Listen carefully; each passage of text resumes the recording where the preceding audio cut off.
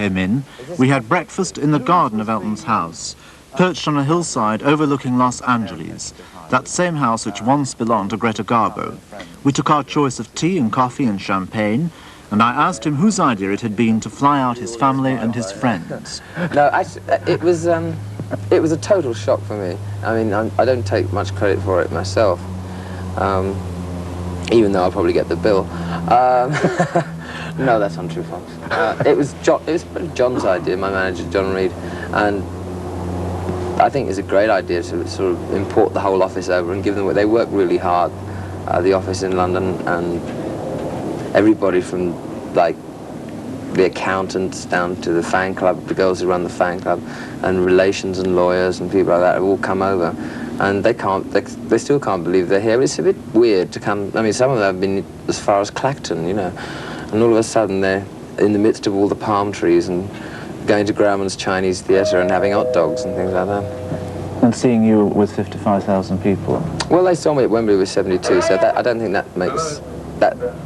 I just think they're just knocked out to be in Hollywood, you know. Yeah. I mean, it's very impressive. I mean, when I first came here, I was impressed. Are you still impressed by any of it? Well, it wears thinner after a time. I mean, I like Los Angeles a lot. People knock it for its plastic, you know, it's false and it's phony. But if you know that, then that's all you have to worry about. It takes, though, doesn't it? It takes a very strong imaginative effort to actually put yourself into a trashy scene and enjoy it. No, not at all. Oh, well. No, I mean, I'm adaptable for any occasion. No, I think you just have to get. I mean, I like Los Angeles. I could nowhere live here all the time. I mean, my roots are firmly entrenched in England because I think if I lived here full time, I think it would gradually get to the. It's a very slow pace, and a lot of American musicians don't push themselves as hard as they should. I don't think anyway. They're very slow in their output, which people will say, well, so they should be. You know, you put too much out and you're not selective enough. But I disagree. I think a lot of American musicians lose their way a lot, and I think it's. I don't know. There's something about England, even though the audiences are much quieter and less responsive, that breeds ambition and drive amongst musicians. It's amazing. I think it's because when you grow up as a child over here, everybody usually has a car when they're 16. Now, I never had a pair of roller skates till I was 23. You know, I mean, and you know, you have to struggle and you didn't have hush puppies either, did you? No, I couldn't have hush puppies. Can you believe it? No mohair sweaters. No, none of those awful pink and mauve ones. Do you remember? It was from Carnaby Street. I was forbidden to go down Carnaby Street. You imagine something so daft? Oh, you can't go down there. Den of iniquity. All those old soldiers' uniforms they're wearing. Bloody moth-eaten rubbish. But didn't that tempt you to want to go? I mean, didn't you sneak down? No. Never. Well, I could never get into the clothes anyway, so it would depress me. So, what did you look like? Were you round? I sort of looked like a young Reginald Maudling, I would say. No. When breakfast was finished, Elton had to go and change for his second big day at Dodger Stadium. The morning's favourable press reviews had drawn attention to the enormous electricity generated by the crowds the day before. And while Elton was getting unhooked from our smaller batteries, I talked about that highly charged atmosphere with the man who most closely shares Elton's musical triumphs, lyric writer Bernie Taupin. I think we all just came back to Elton's house, and nobody really said anything. Everybody was so sort of drained and emotional by the whole thing that everybody just sat there sort of like this. And so we just went home and watched television. But the thing was, the funniest thing about it was that it was an afternoon concert. And by the time we got home, it was only like 7 o'clock, and it felt like it was 2 o'clock in the morning, which was very strange. Have you ever cried at a concert? No, I haven't actually. I've been near to it. I mean, I came pretty near to it on Sunday. I get a large lump in my throat and sort of the eyes well up a bit, but I've never actually shed tears. I mean, and as I say, I've only got very emotional on a couple of occasions, and I think they've always been in LA. For some reason, LA's, we've had some of our best dates here, you know. down your plane. It'll take you a couple of tequila sunrises to send you on your feet again. Maybe you get a replacement, spender like me to be found. Conquerors who ain't got a penny, sniffing for tennis like you.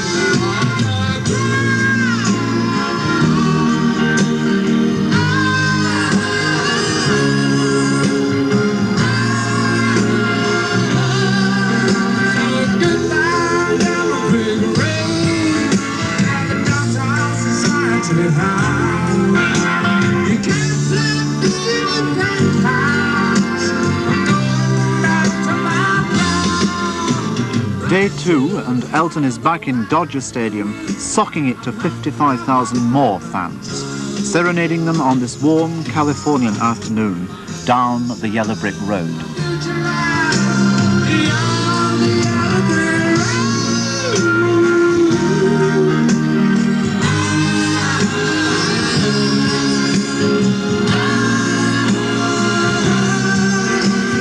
There's a legend that there isn't really an Elton John. It's you. You're the real Elton John. I'm having those made up in leaflets and dropping them over the city. From aeroplanes? Yes. In all major cities? Yeah, that was hysterical. That comes from a very, very bad taste American newspaper, which sort of middle America and lonely housewives read. I won't mention the name. I'll probably get sued, so I better be careful. But it was it was an article that came out when Elton had split up the old band and was forming the new one, and it was all terribly inaccurate anyway, because it said he'd fired all the band, which was untrue, because 2 of them had left and we'd still got the rest of the members.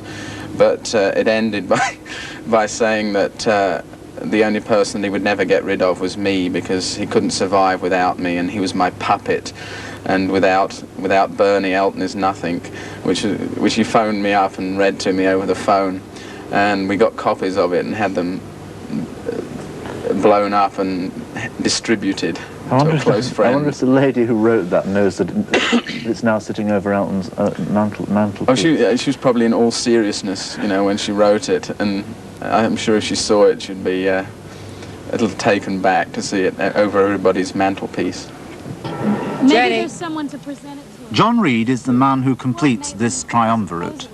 He rarely allows the limelight to spill onto himself.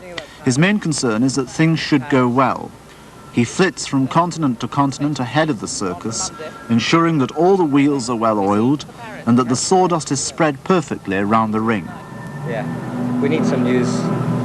Elton trusts his judgment totally, which allows him to joke at John's expense regularly. Although John likes to see his name mentioned in the Glasgow paper once every 3 months as being the richest man that Scotland's ever produced.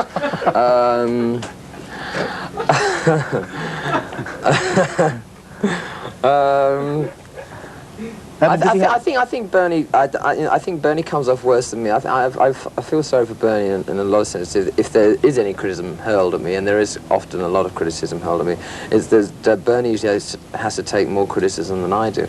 So without the applause. Without the applause, and I don't think he gets enough share of the limelight, and I won't let him. How often do you use yours or John's yacht? Well, he goes on it quite a bit because he likes sort of driving it around and things. I don't understand that. I'm a bit frightened of the sea, and after seeing Jaws, I'll probably never go near a beach again. I never have the time, quite honestly. I'd rather play tennis and go sort of out on the boat. I mean, after 5 minutes, I say, well, what else does it do? You know? So it floats. So ducks float. You know. So I'm a bit like that on holiday. You know, I'm sit out on the beach after 10 minutes, and I say, well,